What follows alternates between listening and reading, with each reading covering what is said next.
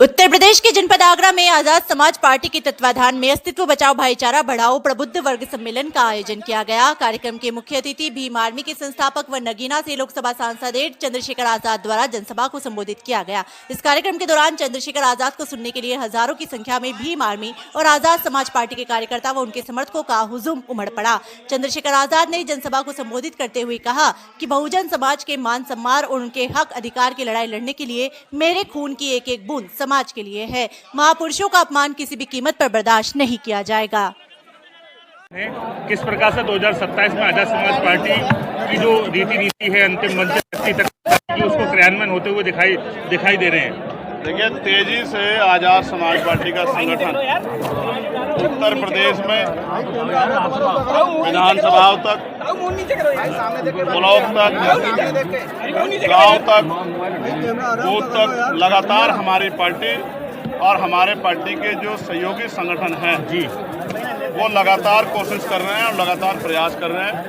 लगभग सभी विधानसभाओं में 70, 80% हमारा संगठन बन चुका है। अब उस संगठन को, क्योंकि त्रिस्तरीय पंचायत चुनाव आ रहे हैं जी, उसको और सक्रिय करके भाईचारा कमेटियां बना के पद सम्मेलन के जरिए सत्ता की भूख, क्योंकि जिन पे पावर होती है उन्हीं का आत्मसम्मान भी सुरक्षित रहता है, उन्हीं को अवसर भी मिलते हैं।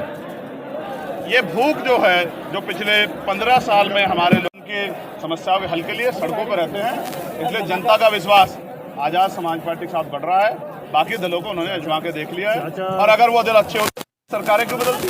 आप सोचो, जिनकी सरकारें बदली हैं तो जनता नहीं तो बदला, इसलिए तो बदला कि तो उनको काहे को मौका देना। तो अब वो आजाद समाज पार्टी को मौका देंगे और धीरे धीरे जनाधार बहुत तेजी से बढ़ रहा है। सर, ग्वालियर हाईकोर्ट लगातार बार दलितों के उत्पीड़न और अत्याचार पर बात करते हैं, क्या वाकई में दलितों के हितैषी हैं? ये तो आप उनसे जाके पूछो।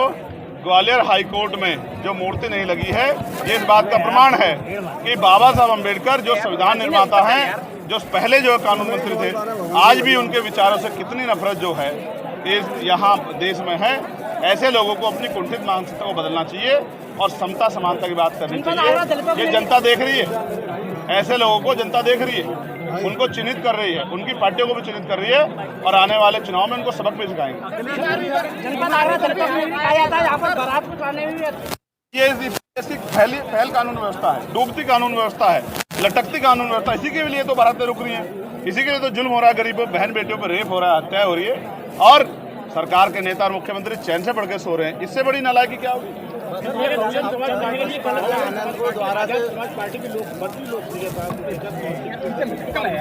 नहीं, उनको करने की जरूरत नहीं है। ये एक आंदोलन है, उनके रुके हुए काम को आगे बढ़ाने का हम लोग काम करेंगे। बहन जी हमारी बड़ी नेता है, हम उनका सम्मान करते हैं, लेकिन समाज को मरने के लिए नहीं छोड़ा जाता।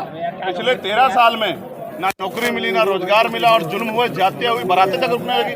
तो अपने लोगों को मरने के लिए नहीं छोड़ा जाता। इसलिए SC, ST, OBC और मुस्लिम भाईचारा, सिख भाईचारा, जैन भाईचारा, ईसाई भाईचारा, इनको सबको साथ लेकर चलने का काम आजाद समाज पार्टी करेगी।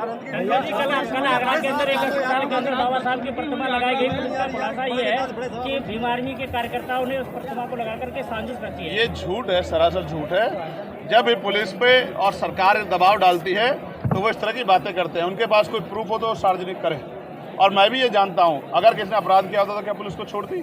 लेकिन पुलिस ने जिस तरह का व्यवहार यहाँ कार्यकर्ताओं के साथ किया, आप ये बताओ, पार्लियामेंट में तो गृह मंत्री जी ने बाबा साहब के बारे में सब कहे थे, तो सारी पार्टियों ने नारे लगाए थे, सारी पार्टियों ने हल्ला मचाया था।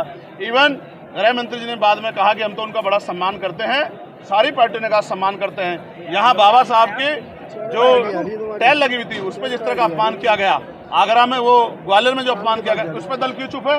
क्योंकि वहाँ आपको पता है कि वो बाबा साहब का सम्मान जो है और उसमें वोट का नफा नुकसान भी है, इसलिए आप चुप हैं। मैं फिर कहता हूँ, कोई भी षड्यंत्र नहीं चलेगा। बाबा साहब का अपमान करने वाले लोगों पर कार्रवाई करनी पड़ेगी और जिन पुलिसकर्मियों ने इन गरीब कमजोरों की आवाज़ पे लाते चलाने का, थप्पड़ चलाने का काम किया, उन पर कार्रवाई करनी पड़ेगी।